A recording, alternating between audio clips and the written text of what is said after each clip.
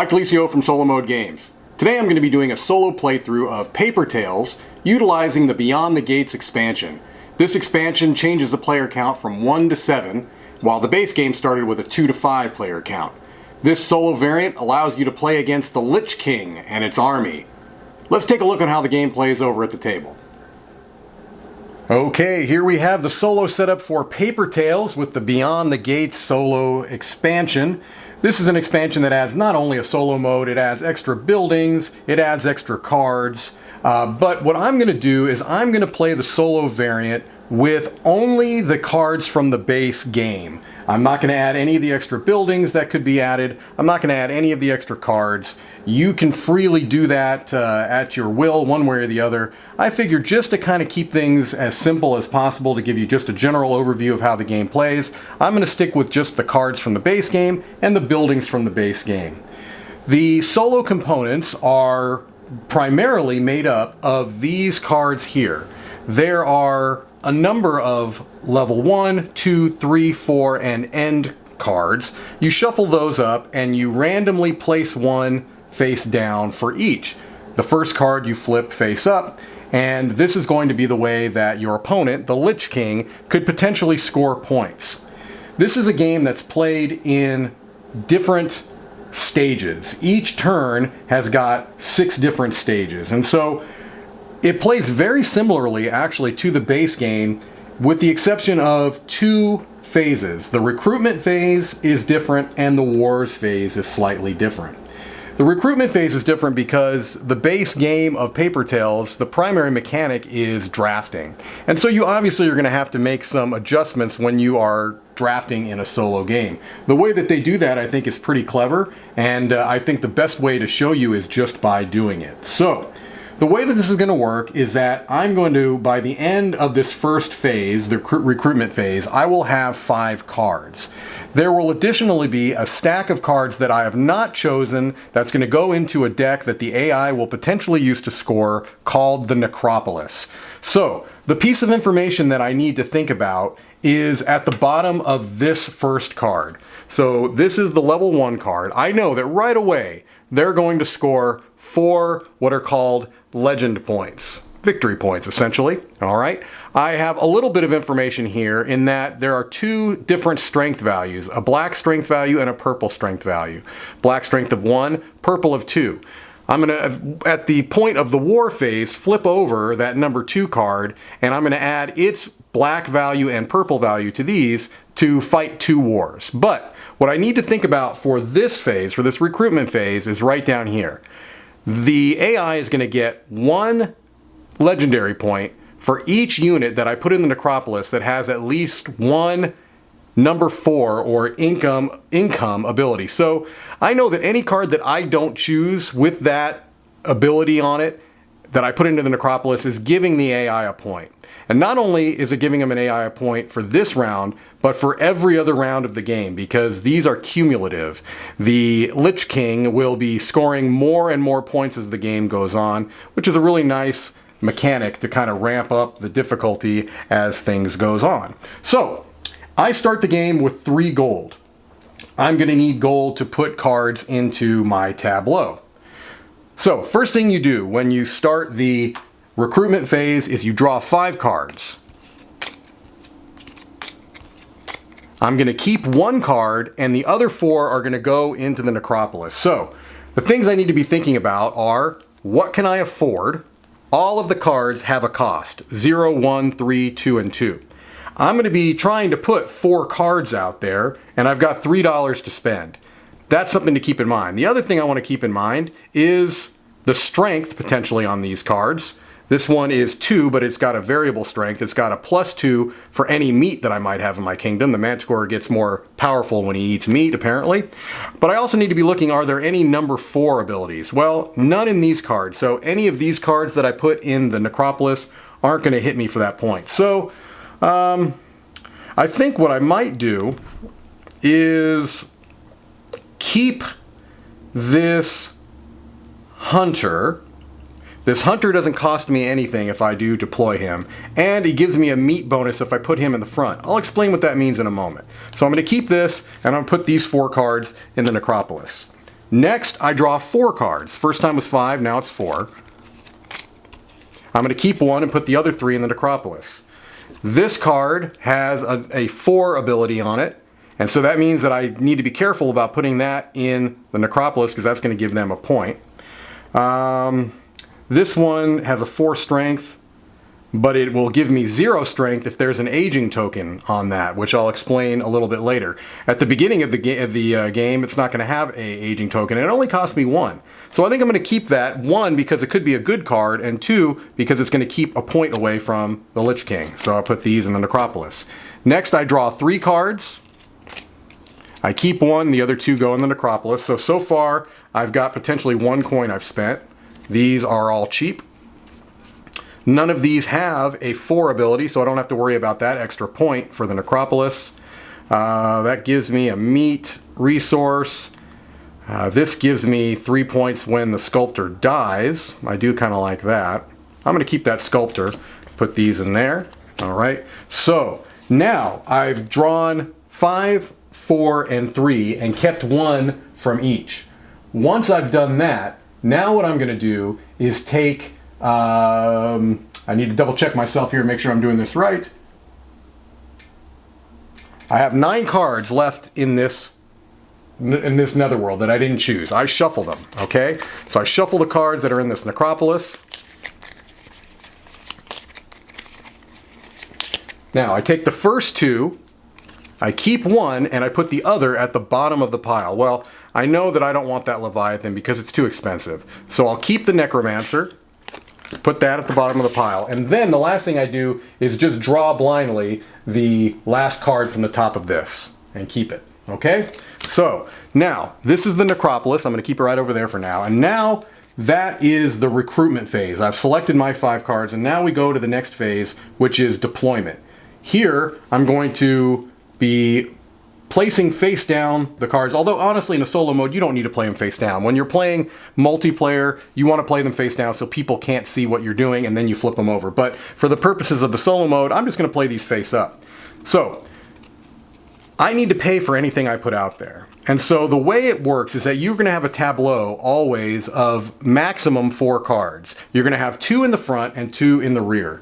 The ones in the front are going to be the ones that you utilize typically for your military strength. Sometimes there'll be cards in the rear that have a special ability that will allow you to use them as military strength, but generally speaking, the 2 cards in the front count as your military strength. So, I kind of like having the Manticore in the front, paying 2 for him, having the Hunter in the front, because now he's worth 2, and he's a meat resource, since this says you get a meat resource if the hunter is in the front. And since I'm going to be placing him in the front, that's going to give me a nice meat resource that I might be able to use later on. So I'll put him in the front. I'm going to get a +2 on the Manticore because of that meat in my kingdom. And now I've got 2 more cards to play. Now this Necromancer, I'm not sure I want to play. I think I want to play the Sculptor.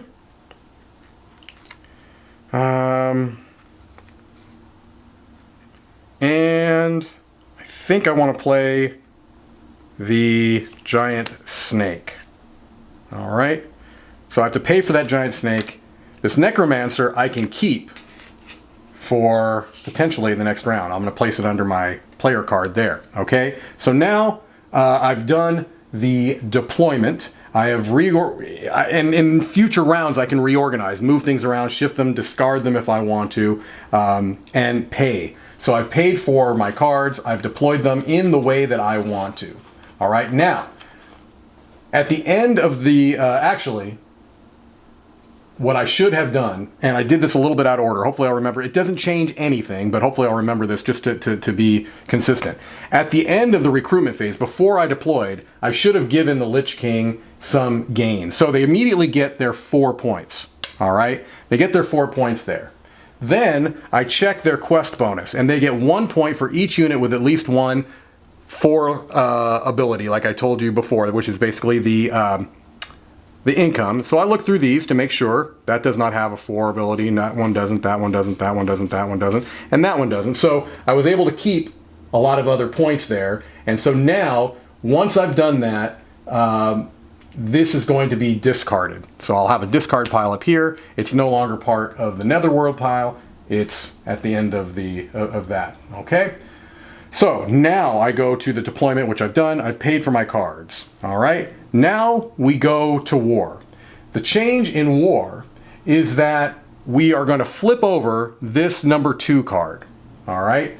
I don't know what's there. I do know that it's going to have a black number and a purple number, and I do know that my strength is 2 plus 4, so 6, because this Manticore has a war ability, 3rd phase, plus 2 strength for each meat in the kingdom. Well, I've got 1 meat in the kingdom here with the hunter because he's in front. So 4 plus 2 is 6. So I'm going to fight 2 wars. I flip over this card, and here's what I'm looking at. I'm going to look at the black number here and the purple number here. All right. Move the time token there. Oh, it says without moving the time token. Sorry, just making sure. All right, so the black strength is 3 and the purple strength is 5. I'm at 6. I win both of those wars. When I win a war, I get 3 points for each. When the Lich King wins a war, he gets 1 point for each. So I won both. I'm going to get 6 points out of that. All right. I make sure that there are no other 3 abilities. This giant snake had a 3 phase, which is the war ability, which means that he's only 0 instead of 4 if there's an aging token. Well, he's not in the front anyway, so that doesn't really mean anything to me. Okay? So I won both of those wars. That's a good thing. And so now I can move on to the next phase, which is income. Now, the way that works is that you always get 2 gold. You start out just with 2 gold, and then you look at any cards that have a number 4 ability, a stage 4 ability. Well, I have one here on the giant snake that says 3 gold if there is a 1 or more aging token on the giant snake. Well, unfortunately, there is not. So on the next round, if he's still there, I will, because he will get an aging token. I'll explain how that works in a moment. Now we go to 5, which is construction, and there's a nice game turn card here that shows you all the phases of the turn. The recruitment phase, the deployment phase, the wars phase, the income phase, the construction phase, and the aging phase. They're all numbered, and all of the cards are going to have abilities that are specific to each phase numbered accordingly. Okay? So I've gone through the income, and now I can construct a level 1 or 2 building or upgrade a level 1 building that was already there. So buildings are all here. I've got the 5 standard buildings in play. The cost to construct the building is in the upper left of the card. So for example, this tavern shows a cost right here of a meat. Now, when I say cost, that doesn't mean that I have to actually spend that resource. I just have to have access to that resource. And I do. Thanks to my hunter, I've got access to a meat resource. Apparently he hunted himself some type of game. And now I can put this in play. This is going to give me 1 victory point at the end of the game. And it's also going to give me, for the rest of the game, an ability in the income phase, which is 1 gold for each meat in my kingdom. I could also, in a later turn, potentially upgrade this to a level 2 tavern by having access to wood and meat. And if I did so, I'd flip this card over, and now I'd have a level 2 tavern, which is worth 3 points at the end of the game, and it gives me 2 abilities. And the other thing it does is that if you can ever have any level 2 buildings in your tableau, it gives you now 5 places you can play cards, 3 in the front and 2 in the back. So it's nice as soon as you can to get a level 2 building into play. If I had had the ability to have all of these resources in my tableau, I could have put it out right away as a level 2. Had I had a wood and 2 meat, I could have immediately played this as a level 2. But as it stands, during the construction phase, you can ever only construct 1 building or upgrade 1 building. Can't do both. So I've got this level 1 tavern in my tableau now, and that's going to give me an additional ability in the future in the income phase. All right, so that's construction. We go finally to the 6th phase, which is aging, And the way that works is that any units in your tableau that have one or more of these aging tokens on them will die, which means they basically go away. And then you put an aging token on every other card. So every card now is getting an aging token. So you'll see at the end of the next round, potentially even unless we can mitigate that with some other cards, they're going to all go away. So that's something you have to keep in mind. All right. So that was the aging phase. Now we move on to the second round and we begin this process all over again. Okay, I'll go a little bit more quickly now that we have, I think, the general notion of the game going. So what I have to think about now is that I've got 2 potential quest bonuses. I need to be looking for cards going into the Necropolis that have a income ability, and I also need to be looking for cards that produce wood. All right, either of those cards will give an extra point to the Lich King during the deployment phase. So here we go, let's draw 5 cards. I've only got 2 to spend. All right, so let's see here.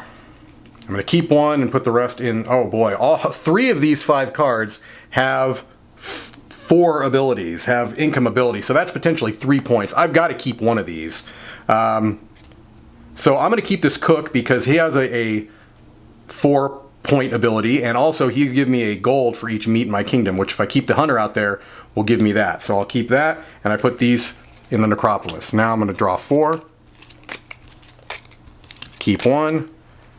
All right. None of these have a 4 ability, and none of them have a wood. So that's good, and 3 of them are cheap, which is also good. I need to be thinking about money here. This relic costs 2, and he never dies. You also get 2 legendary points for each aging token on him at the end of the game. Wow, that is terrific. I want to keep that relic. Hopefully that works out for me. It means I'm going to be getting rid of some other cards here for sure. All right, those go into the Necropolis. Now I draw 3, keep 1. The monkey actually gives you a gold if you deploy him. This one has a 4 ability and wood, so I'm keeping that peddler, and I'm going to put these in the Necropolis. Now I shuffle these.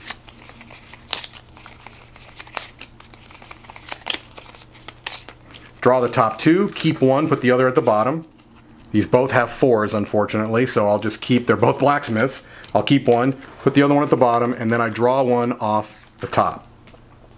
All right, so that was my recruitment phase. I picked my 5 cards, and now the Lich King is going to get its rewards. First thing it's going to get is 5 points, so it is now at 9. All right, then I'm going to look through the Necropolis and check for their quest bonuses. It's going to get a point for every card that has a income ability and each unit that produces wood. All right, so there's 1 point there for that income ability.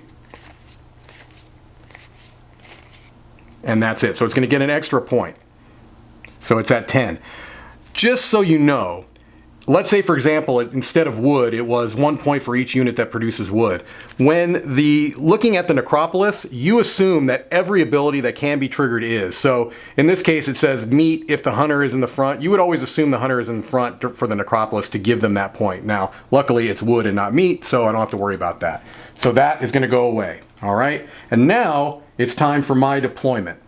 I'm going to and actually I can take this card from the last round, this Necromancer, if I wanted to, and change things up.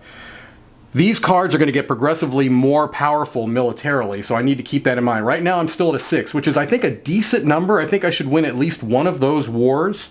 I want to keep the Sculptor here because it's going to give me 3 points when it dies. I think I want to get rid of this giant snake. All right, so I'm going to get rid of that giant snake, discard it. I'm going to play the relic, and that's going to cost me 2. All right. One thing I could have done is, well, I didn't have enough money. If I had enough money, I could have played the Necromancer, which puts a aging token on every other unit, which would have given me an extra 2 points for that relic. But that's, alas, not to be. All right, so that's going to be the end of my deployment. I'm going to keep 1 card. Actually, I can keep an extra card because I've got a tavern here. But I'm going to keep a card for that Lich King. And I'm going to double check myself. I want to make sure I'm not confusing myself for another game. If I'm trying to remember if I can keep an extra card if I've got... No, actually that's a different game. Among the ones they don't want to play, they're allowed to keep in a single unit. I was confusing it with another game, and I'll even tell you, the game I was confusing it for was Megaland. That's a game where you can keep extra cards if you've got buildings, but in this case, you can only ever keep one for the next round, so I don't want to be confusing on that. I will keep this Necromancer because that's going to potentially allow me to play it next round and put it on the relic. These cards are going to get discarded. All right. So that was the deployment phase. I reorganized if I wanted to, I played new ones, and I paid for them. Now we're going to have the war. We flip this over, and we've got, well, I didn't luck out exactly. I've got 5 for the Black War and 7 for the Purple War. So that means that I have 6 because I didn't bring any other meat into my kingdom. And so that means that now I won the Black War and lost the Purple War. So I get 3 points for winning the Black War, it gets me to 9, and the Lich King gets 1 point for winning the Purple War, which puts it at 11. All right, so that was the wars. Now we go to the income phase. Unfortunately, I don't have any, I do. I've got my tavern. I'm glad I remembered that. That's going to give me 1 coin for each meat in my kingdom. I happen to have 1 meat, so in addition to my standard 2, I'm going to get an extra 1. All right. And so that is my income phase. Now, construction. I still only have a meat. I've been pretty poor about getting other resources into my kingdom. The one thing I could do is I could build this temple. And what the temple is that you can either have a crystal or 2 coins to build it. And that will give you just 2 income every turn. It's not a bad idea. I think I will do that. I'll spend 2. I mean, that means that I may not be able to spend as many deployment for units, but I'm going to now put that in my kingdom as well. And I've got this level 1 temple built. All right. Now, aging. Any cards that have tokens on them, aging tokens, are going to go away. So these 2 are going to go away. The sculptor is going to go away, but it has a 6 ability, which is 3 points when he dies. So that puts me to 12. And the relic never dies. He just gets an aging token. All right. So that's the end of round 2. We go to round 3. You can see this is going to go pretty quickly here. All right. We go back to recruitment. I'm going to select 5 cards. Keep 1. Now, I need to be looking at level 4 abilities, or round 4 abilities, wood and crystals. All of those things are going to give the Lich King points if they're in the necropolis. So, and I only have 1 coin to spend and 3 spots to fill. So I need to be looking at these 0 point costs and not giving them wood or crystal, although I need to have some.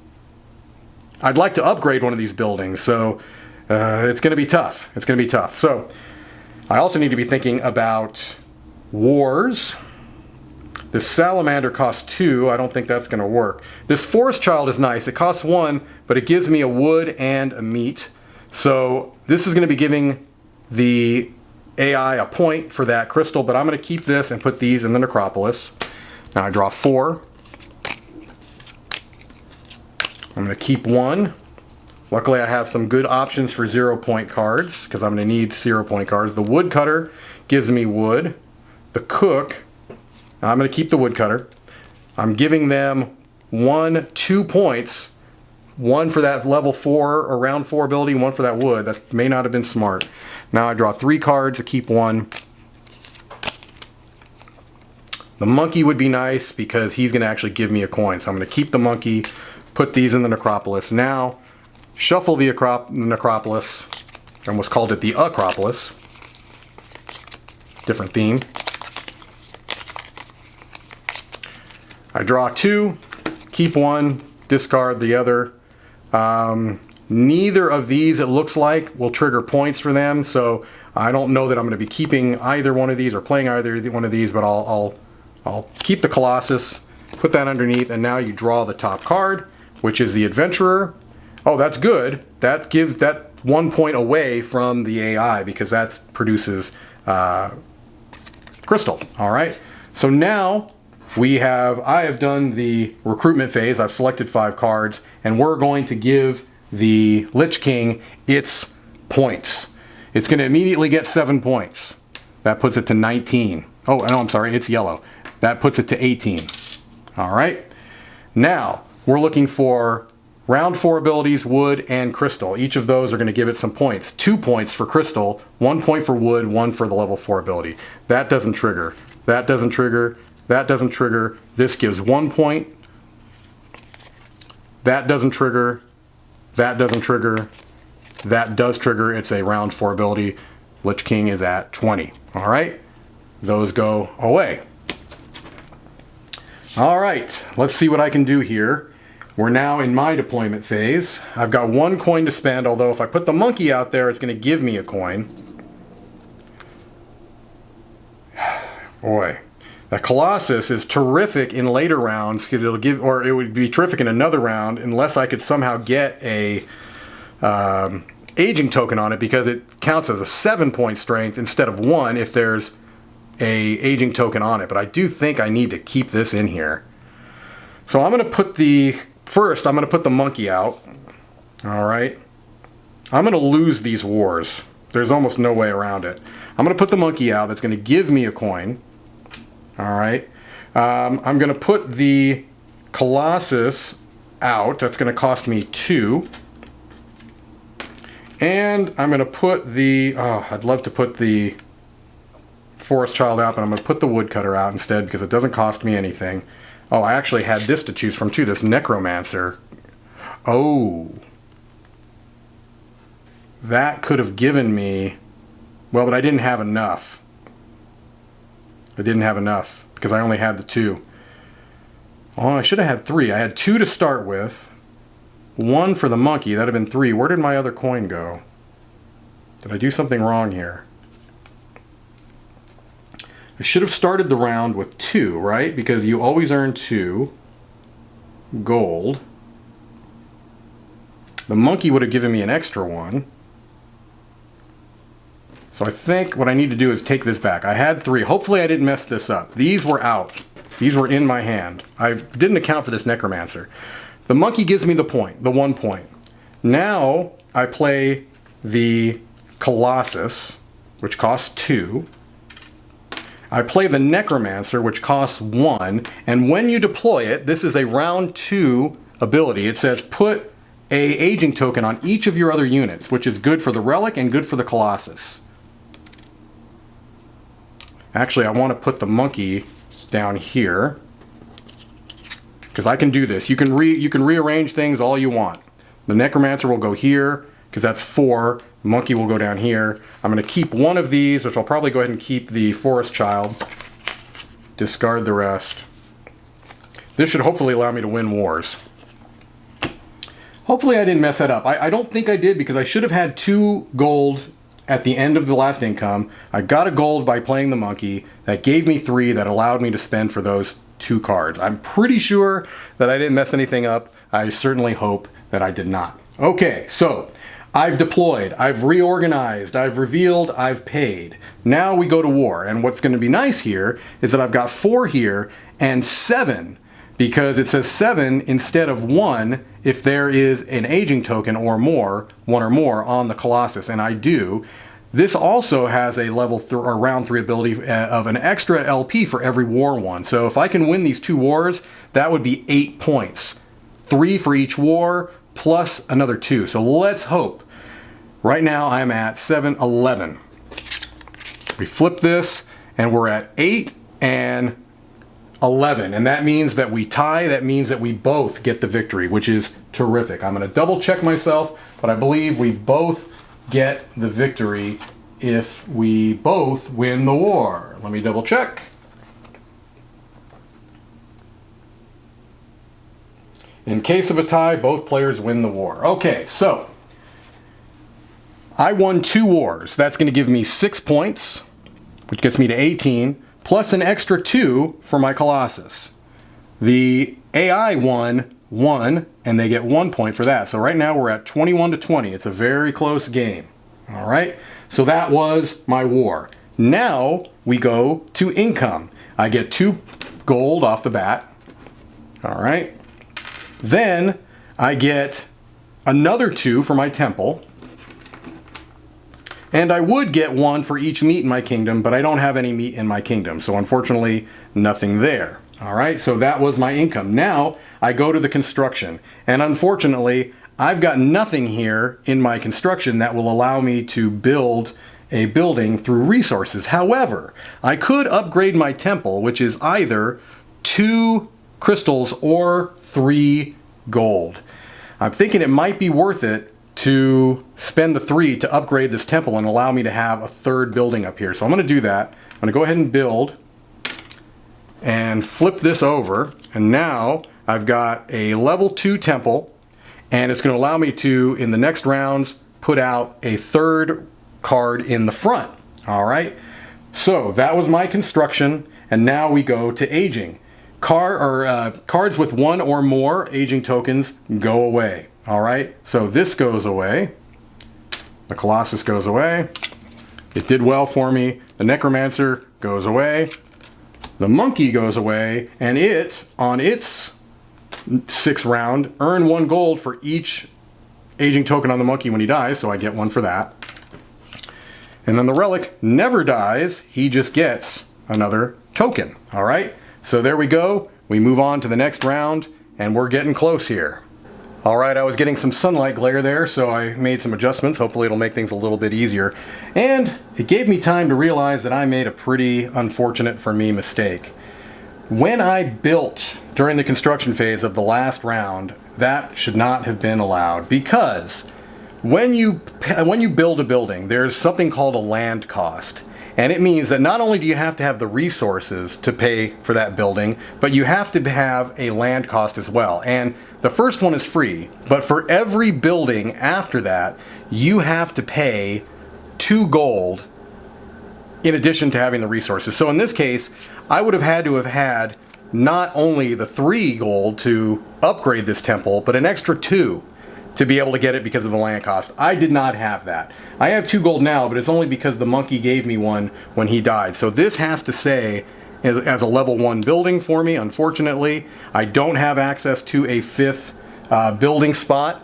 And I'm glad I caught that when I did, because I would have felt like it was a tainted game had I not caught that. So that building could not be upgraded, unfortunately. So I'm still hopeful, however, that I can get a 3rd building up there, because it would be nice to have those points. That's something that is always good. And also that 3rd building spot, or it's actually 5th building spot, could be pretty powerful. So here we go, round 4, the final round of the game. All right, 1, 2, 3, 4, and 5, keeping 1. Now I need to be looking at now not only round 4 abilities, but round 2 abilities. Gets a point for that. Wood and crystal. And I've got 2 gold right now. All right.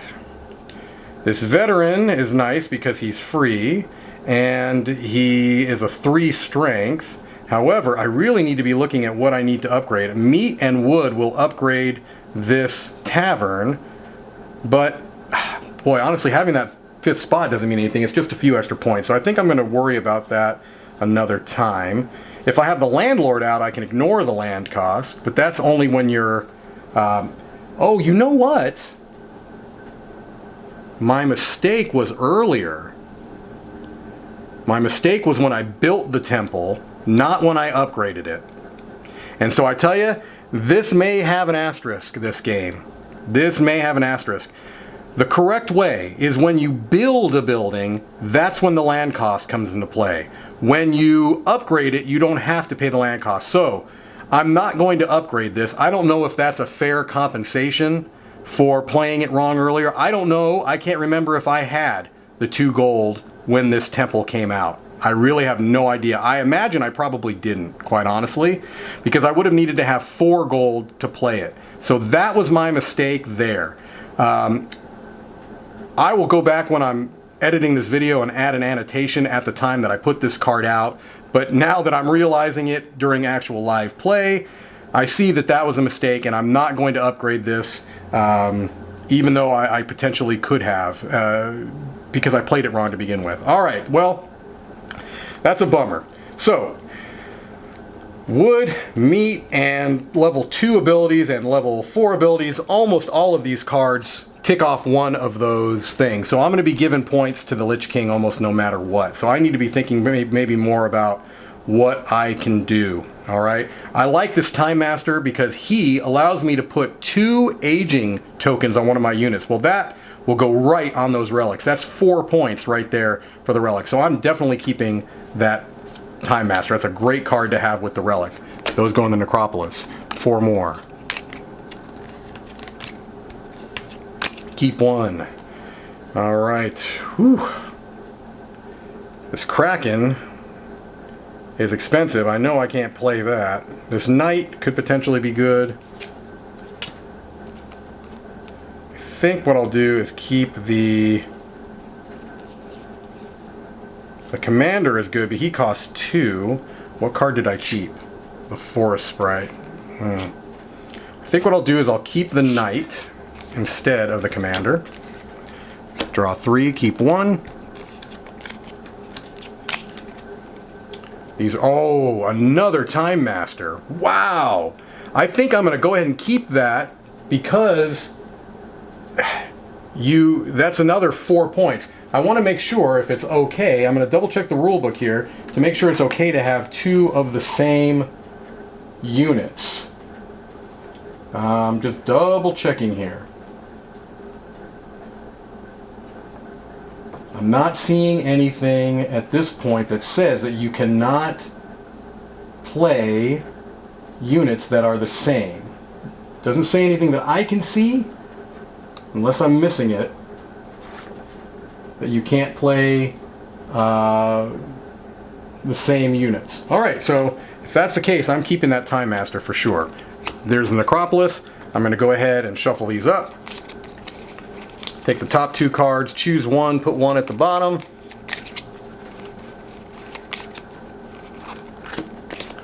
Alright, so we've got a Cerebus and a Landlord. So far I'm spending 1 coin. I couldn't afford that Landlord, but I think I'm going to take the Landlord because this wood, keeping this wood out of the Necropolis. Alright? That goes to the bottom, and now I just take the top card from this deck. It is the Veteran, all right, and I may end up keeping that. We'll see. All right, now that's the recruitment phase. We're going to go through the Lich King's bonuses. They get 2 points there, so it puts them to 23. And now I look through the Necropolis, and this has a 3 ability that doesn't trigger.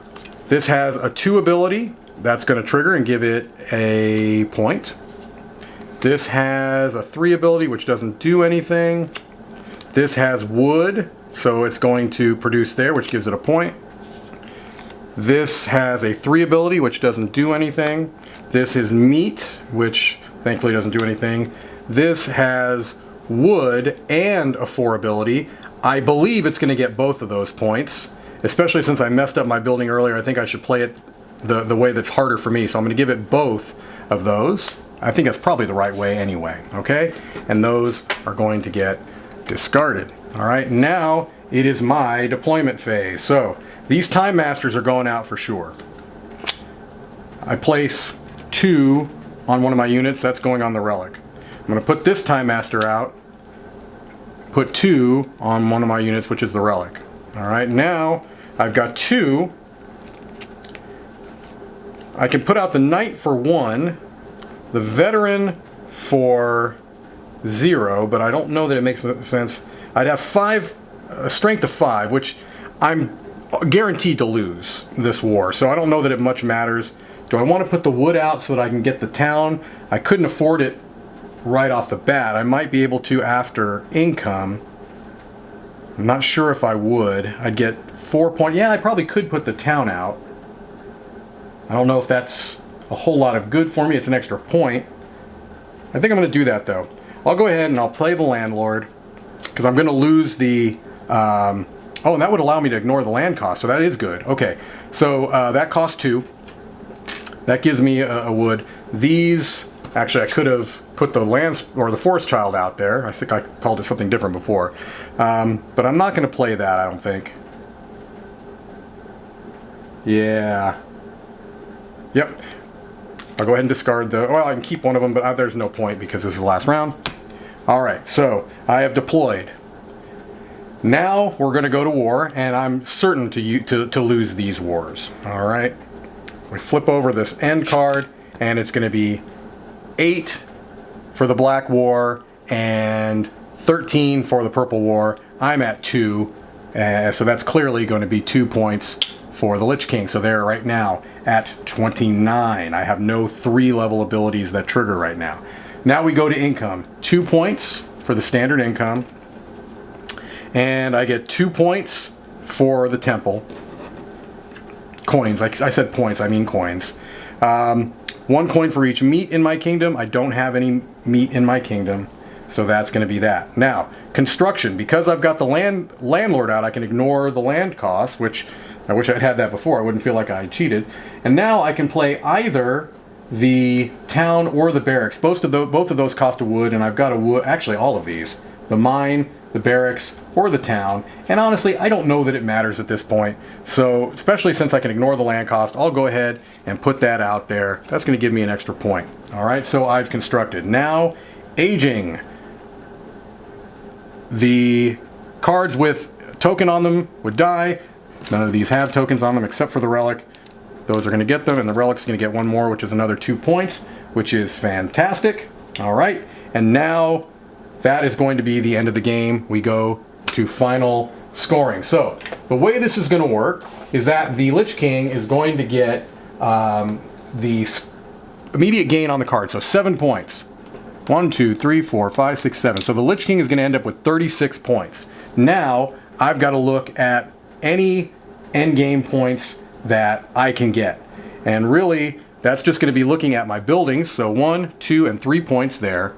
That puts me at 23, and this relic. I'm going to get 2 points for every aging token on this card. So 2, 4, 6, 8, 10, 12, and 14. 14 and 23 gets me to 37. 1 above the Lich King. Now, I'd feel really good about that win if it wasn't for that stupid land cost mistake I made. So I guess we'll say this game has an asterisk in it. I don't know if I can say that I truly won the game, but hopefully at least you got a good idea of how the solo game of Paper Tales is played with the Beyond the Gates expansion. That's the most important thing anyway. That relic card plus those Time Masters was a great way to get me a whole bunch of points there at the end.